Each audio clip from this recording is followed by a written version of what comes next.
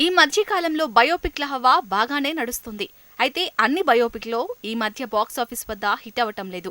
ఎంత పెద్ద celebrity biopic అయినప్పటికీ కథ ఆసక్తికరంగా ఉండి కేవలం నిజాలను మాత్రమే చూపిస్తేనే బయోపిక్లు హిట్ అవుతున్నాయి.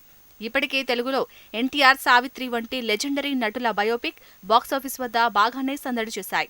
ఇక సూపర్ స్టార్ మహేష్ బాబును బయోపిక్ తీస్తే నటిస్తారా అని అడగ్గా మహేష్ బాబు ఆ సినిమాలో నటించలేదు అయినప్పటికీ ఖచ్చితంగా సినిమాని నిర్మిస్తానని చెప్పుకొచ్చారు.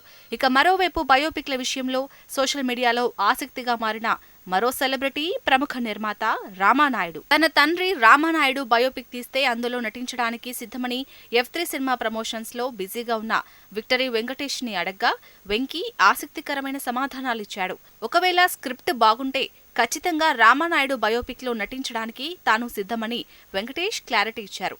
ఇక గతంలో స్వామి వివేకానంద బయోపిక్ లో కూడా తనకి నటించాలని ఉండేదని, కానీ కొన్ని కారణాల వల్ల ఆ సినిమా వర్కౌట్ కాలేదని అన్నారు వెంకీ. 13 భాషల్లో 150కి పైగా సినిమాలను నిర్మించి గిన్నీస్ బుక్ ఆఫ్ వరల్డ్ రికార్డ్స్లో కూడా తన పేరును నమోదు చేసుకున్న రామానాయుడు బయోపిక్ కథ తెలుసుకోవాలని అభిమానులు కూడా చాలా ఆసక్తిగా ఎదురుచూస్తున్నారు.